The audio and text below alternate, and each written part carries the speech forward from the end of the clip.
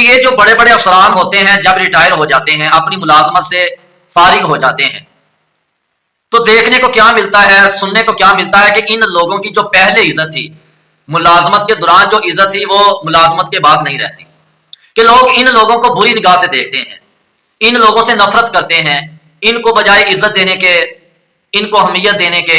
ان کا احترام کرنے کے، لوگ اب عزت نہیں کرتے، اب ان کو اہمیت نہیں دیتے، اب ان کو بری نگاہ سے دیکھتے ہیں۔ تو میں کہنا چاہتا ہوں کہ اس برے رویے کی وجہ یہ بڑے بڑے افسران خود ہوتے ہیں، کیونکہ جب یہ ملازمت کرتے ہیں، ڈیوٹی کرتے ہیں اور دفتر میں کرسی پر بیٹھتے ہیں، تو یہ نعوذ باللہ ایسے کہ اپنے آپ کو خدا بنا کر بیٹھے ہوتے ہیں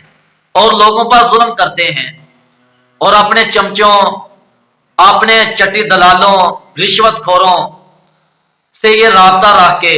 پیسے بٹور کے کام کرتے ہیں، اور ان کے پاس جب کوئی مجبور،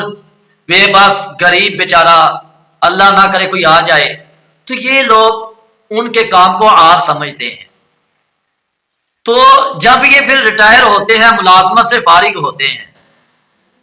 تو ان لوگوں کے اسی ظلم کی وجہ سے، اسی بے ایمانی کی وجہ سے، اسی برے کردار کی وجہ سے لوگ پھر ان کو بری نظر سے دیکھتے ہیں، بری نگاہ سے دیکھتے ہیں، پھر ان کی عزت نہیں ہوتی، ان کو اہمیت نہیں دی جاتی۔ تو میں کہنا چاہتا ہوں کہ یہ جتنے بھی افسران ہیں یہ بات سن لیں، اللہ نے آپ کو علم دیا، اللہ نے آپ کو تعلیم دی، اور لوگوں کے فیصلے کرنے کے لیے،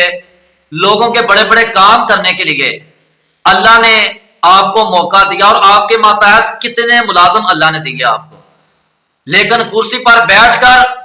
اپنے آپ کو بڑا خدا نہ سمجھے، اپنے آپ کو بڑا انسان نہ سمجھے، بلکہ اللہ کا شکر کریں کہ یہ اللہ نے آپ کو توفیق دی، اللہ نے آپ کو موقع دیا، تو مکمل ایمانداری سے کام کریں۔ اگر ایمانداری سے کام نہیں کریں گے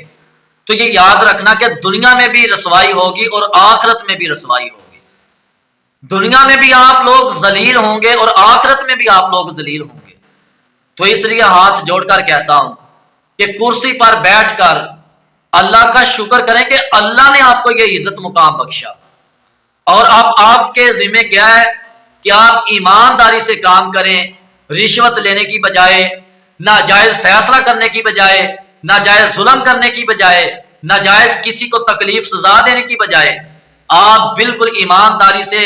قانون کے تحت ہو کر کام کریں، ایمانداری سے کام کریں، اور اگر آپ کے پاس کوئی غریب آ جائے، کوئی بیچارہ بے بس انسان آ جائے، تو اس کے کام کو آر نہ سمجھا کریں، بلکہ اس کی بات سنا کریں، اس کو وقت دیا کریں، اس کا کام کیا کریں، کیونکہ اللہ نے آپ کو کرسی پر بٹھایا ہے انہی لوگوں کے کام کرنے کے لیے۔ تو آپ بجائے چمچوں کی باتیں سن کر، چٹی دلالوں کی باتیں سن کر، آپ نے جو جتنے بھی جاننے والوں کی باتیں سن کر ان کے کام کرنے کی بجائے،